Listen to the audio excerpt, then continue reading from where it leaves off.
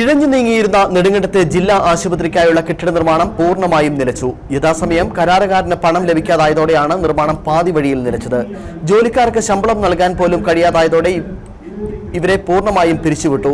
2 വർഷം കൊണ്ട് നിർമ്മാണം പൂർത്തീകരിക്കുമെന്ന് പറഞ്ഞ് ആരംഭിച്ച നിർമ്മാണ പ്രവർത്തനമാണ് 5 വർഷത്തിന് ശേഷം എങ്ങുമെത്താത്ത പാതി വഴിയിൽ നിലച്ചത്. കരാറുകാരന് പണം നൽകാതായതോടെ നെടുങ്കണ്ടത്തെ ജില്ലാ ആശുപത്രിയുടെ കെട്ടിട നിർമ്മാണം പാതി വഴിയിൽ നിലച്ചു.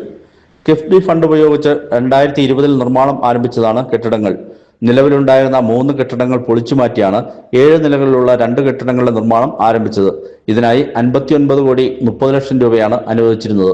എന്നാൽ യഥാസമയം കരാറുകാരന് പണം ലഭിക്കാതായതോടെ 1 വർഷമായി നിർമ്മാണ പ്രവർത്തനങ്ങൾ ഇഴഞ്ഞു നീങ്ങുകയായിരുന്നു. ഇതിനിടെയാണ് നിർമ്മാണ പ്രവർത്തനങ്ങൾ പൂർണ്ണമായും നിർത്തിവച്ചിരിക്കുന്നത്. കരാറുകാരന് കുടിശ്ശിക ഇനത്തിൽ 10 കോടിയിലധികം രൂപ നൽകാനുണ്ട്. ഇതുമൂലമുണ്ടായ പ്രതിസന്ധിയാണ് പണി നിർത്തിവെക്കുവാൻ കരാറുകാരൻ നിർബന്ധിതനായതെന്ന് ബ്ലോക്ക് പഞ്ചായത്ത് അംഗം മുകേഷ് മോഹനൻ പറഞ്ഞു. ഈ ആശുപത്രിയുടെ പണി പൂർണ്ണമായും നിന്നിരിക്കുകയാണ്. ഏതാണ്ട് 10ഓളം ആളുകൾ മാത്രമാണ് ഇപ്പോൾ ഈ ആശുപത്രിയുടെ നിർമ്മാണവുമായി ബന്ധപ്പെട്ട് ഇവിടെയുള്ളത്. അവരെ അന്വേഷിച്ചപ്പോൾ അവർ മുഴുവൻ ഇതിൻ്റെ സൂപ്പർവൈസർമാരാണ് എന്നാണ് പറഞ്ഞത്. അതായത് ഇതിൻ്റെ അടിസ്ഥാനപരമായ ജോലി ചെയ്യുന്ന മുഴുവൻ ലേബേഴ്സിനെയും ഈ കരാറെടുത്തിരിക്കുന്ന കമ്പനിക്കാരൻ പിരിച്ചുവിട്ടു. 1 വർഷമായി 10 തൊഴിലാളികൾ മാത്രമായിരുന്നു ഈ വലിയ പ്രോജക്റ്റിന്റെ നിർമ്മാണ പ്രവർത്തനത്തിനായി ഉണ്ടായിരുന്നത്.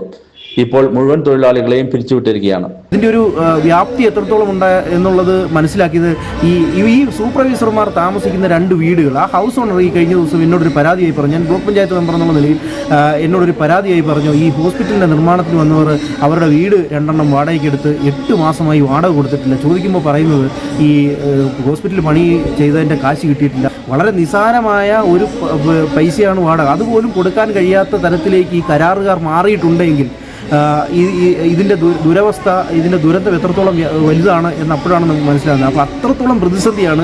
ഇതിനിടെ നിലവിലുള്ള IP ബ്ലോക്കിൽ പുരുഷന്മാരുടെ വാർഡിൽ കോൺക്രീറ്റ് അടർന്നു വീഴുന്നത് അപകട ഭീഷണി ഉയർത്തുന്നുണ്ട്.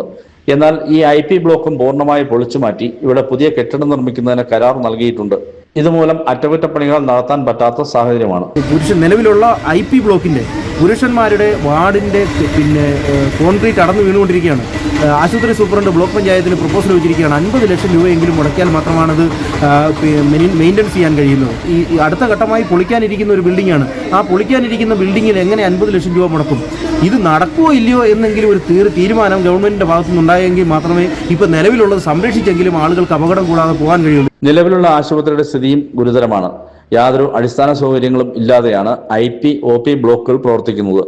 സഹകരണ ആശുപത്രി ഉൾപ്പെടെയുള്ളവയെ സഹായിക്കുന്നതിനാണ് ജില്ലാ ആശുപത്രിയുടെ നിർമ്മാണങ്ങൾക്ക് പണം അനുവദിക്കാത്തതെന്ന് സംശയിക്കുന്നതായും മുകേഷ് മോഹനൻ ആരോപിച്ചു. ഇപ്പോൾ ഇൻഡോർ സ്റ്റേഡിയം പണിയുന്നു, അതിനൊന്നും പണി മുടക്കമില്ലാതെ നടക്കുന്നു. ഇവിടുത്തെ വലിയ നിർമ്മാണങ്ങൾക്ക് മറ്റു നിർമ്മാണങ്ങൾക്കൊന്നും മുടക്കമില്ലാതെ നടക്കുന്നു. ആശുപത്രിയുടെ പണി മാത്രം നിന്നു, അതിന് കാശില്ല.